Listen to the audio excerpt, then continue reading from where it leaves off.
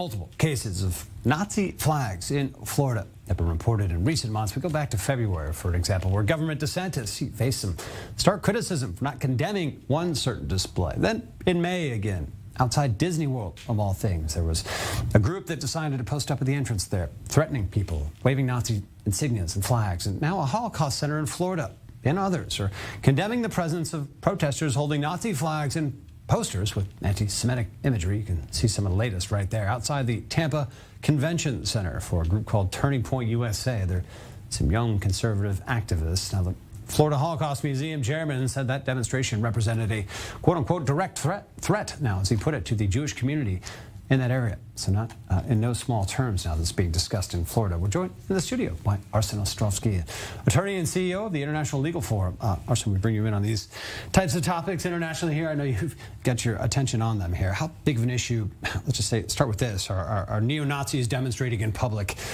in the U.S. at this point? I know this is not a new phenomenon, of course, but where do you grade this danger at this point?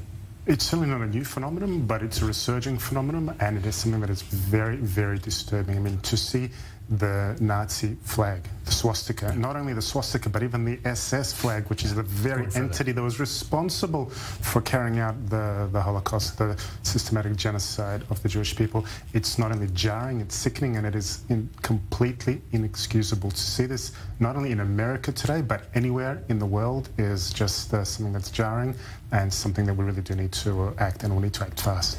And in terms of looking at the political echelon here, as I mentioned some of the flack that had come to Governor DeSantis, where does, I know the white supremacy, the neo-Nazi movement has had their foothold in U.S. politics, again, come and go for many years. Are you concerned by what you're seeing in terms of political support from these groups or the candidates they may be backing? You mentioned a resurgence. Are we seeing that, this sort of return of this white supremacist political politicians as well?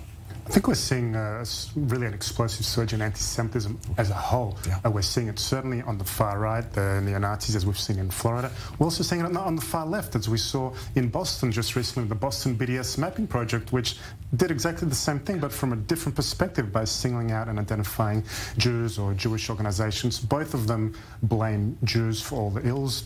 The ones marching in Florida were blaming Jews for everything to do with abortion. The ones in the Boston BDS mapping project are blaming Jews for all the racism and all the ills. So really, Jews today are taking it from every which side, and it's important for those that really do stand up against racial hatred, against intolerance, and against anti-Semitism to condemn it irrespective of which side and where it's coming from.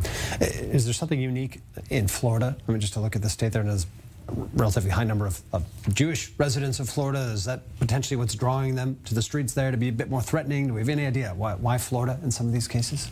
I'm not sure why it's uniquely Florida. I mean, we've seen anti-Semitic incidents across the United States at record highs. In Florida in the last year, it's gone up, I think, almost 50%. I'm not sure why Florida is so unique. Perhaps it is because of the large Jewish community, but certainly Florida is not unique when it comes to anti-Semitism in America. And not the hotbed either, we should mention here. But I understand there's some Nazi memorabilia that's coming up in auctions all around the world. We're seeing a bit of I don't even know what the right word is, resurgence of this type of stuff appearing in auctions. What does that say about the demand, or that the fact that that demand is still there? What's your perspective on that sort of worldwide fascination, demand for Nazi things at this point? I think it's a sickness. Yeah. I don't see how any rational human being would want to have any kind of Nazi memorabilia, knowing what it stands for, knowing the hatred, the violence, knowing everything that they stood for. It's inexplicable to me how anyone would want to collect items like this. The only purpose for which I could conceivably think of is to actually collect them in order to actually destroy them.